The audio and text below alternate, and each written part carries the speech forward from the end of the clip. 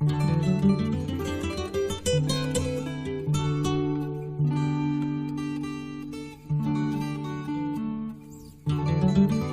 a far-off land, there once lived an old shoemaker who had only one son, and he was stupid and would not learn anything. So his father said, "Listen, my son, I can't get anything into your thick head. You'll have to leave here. I'm sending you to a famous teacher. He should do better than I can." The son studied with this master for a year. When he returned, his father asked him what he had learned. "I have learned what the animals say, father," said the boy. "To think I've been saving my money for years so you can speak to animals. You will have to study with another master." So he was sent out for another year of study with another master. When he returned, his father asked him, "What have you learned?" The son replied, "What the birds sing." His father was furious that his son had again wasted his time and money. So he threatened, "I'll send you to a third master, but if again you learn nothing, I shall no longer be your father." When the year was over, the son returned to his father's house. "What have you learned?" "I have learned what the frogs croak." "Those masters are charlatans," said the father. "No, they can only teach what one needs to learn, father," said the son. "Well, if you need to learn about dogs and frogs and birds, you had better go and live with them." And the father threw the son out in a rage, ordering his servant to kill him secretly.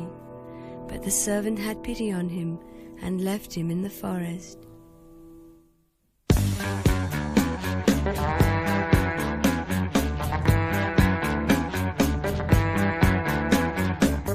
After some time, the son came to a land where huge packs of ferocious dogs roamed the countryside, frightening the people. Indeed, men were being killed and eaten every day by one or other of the packs. The situation was so bad that people talked about nothing else all day. "I wonder if I can help," thought the shoemaker's son. So he hid himself in a small thicket and waited. That night, a pack of dogs stopped to rest just nearby, and he overheard them saying, "Soon we will have our revenge for the tortures we have suffered at the hands of our cruel human masters." "We attack the town at dawn," said a great fierce Alsatian.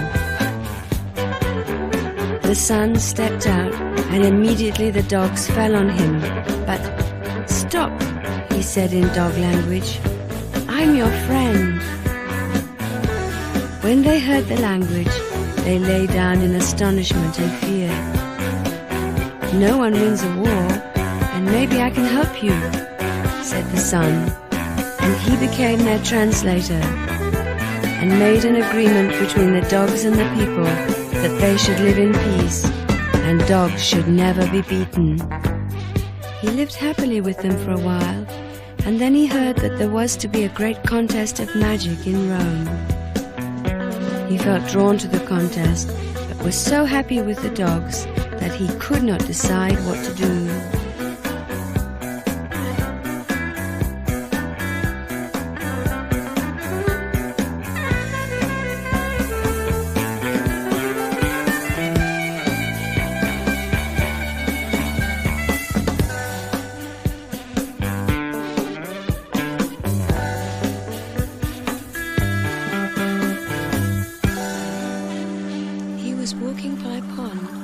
Thinking deeply, when a voice interrupted him. "You should go to Rome without delay.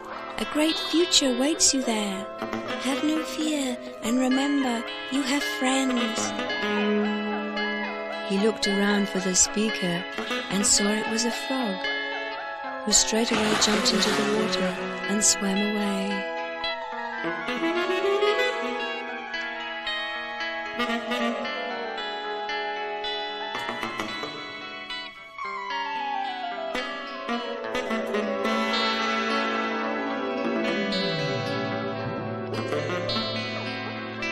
shoemaker's son set off for Rome without delay.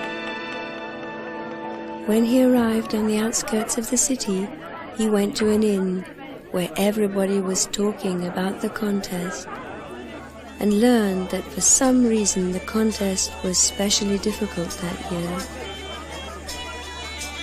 Many good magicians had failed even the first tasks and had died or been wounded. The young man felt a little fearful at these tales, but remembered the frog's prophecy and had faith. The next day, he presented himself to the scribe who recorded entrance to the contest. The old man laughed and told him to go home and enjoy his simple life, for he wouldn't live more than an hour if he entered the contest.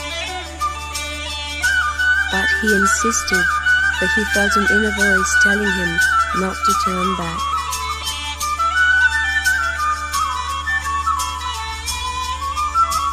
So he was accepted and found himself waiting by a large door. The door was locked, but there happened to be a spider crawling up the wall. He spoke to it, and it unlocked the door for him. So he stepped through it. All around were magicians sitting. Suddenly, they saw him, and there was silence. Then a great roar as a huge golden lion charged for him.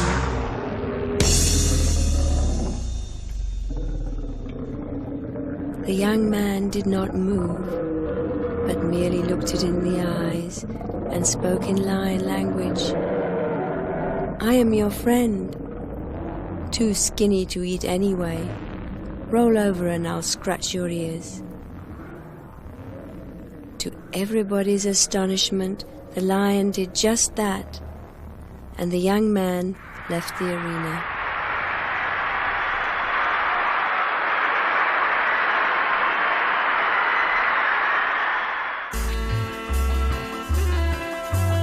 The elder magi were both impressed by the young man's prowess and worried lest he prove too powerful and overthrow them, so they devised a special test for him. "Next you have to swim across the river Tiber with a stone tied to your back." The test came. He dived into the water, straight onto the back of a turtle, which carried him to the surface and across the river. Everybody around cheered and waved him on, for they felt he must be a mighty magician indeed, to float with so heavy a stone on his back.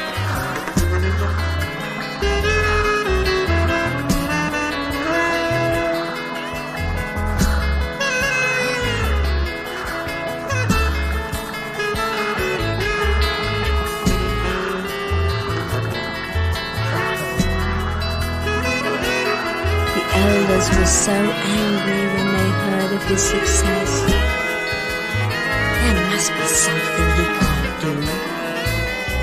He surely cannot fly, can he?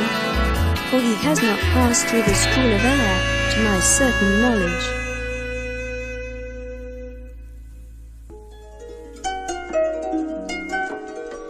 So they had him bound in a cloth and brought to a high tower overlooking the city.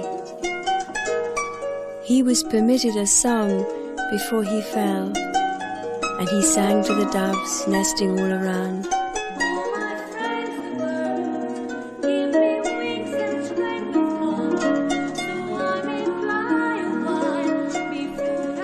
Then he was pushed off the parapet.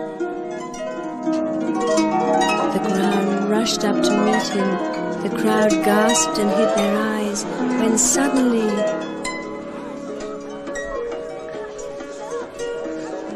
thousands of white doves swooped down around him, grasping pieces of his clothing and bearing him up.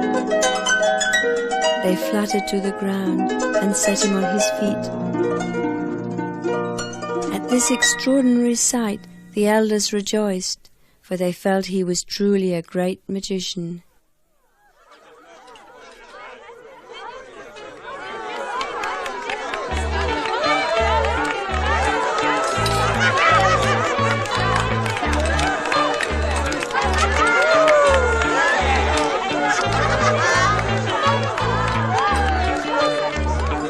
There was a banquet that evening, and when he was asked to speak, the shoemaker's son said, "I am but a poor, uneducated young man, and feel so humble amongst such a wise and powerful gathering.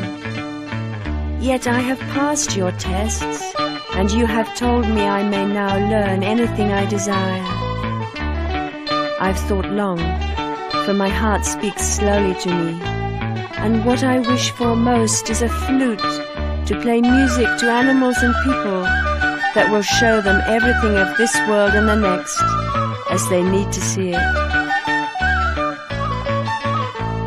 Said the chief mage, "You shall have a magic flute wrought for you by the dwarfs of the Silver Mountains. With it you may charm anything that lives to do your will. But you must swear never to use it for harm."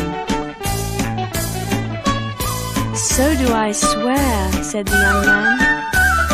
And soon he became the piper and went his way, playing his flute in his coat of red and yellow.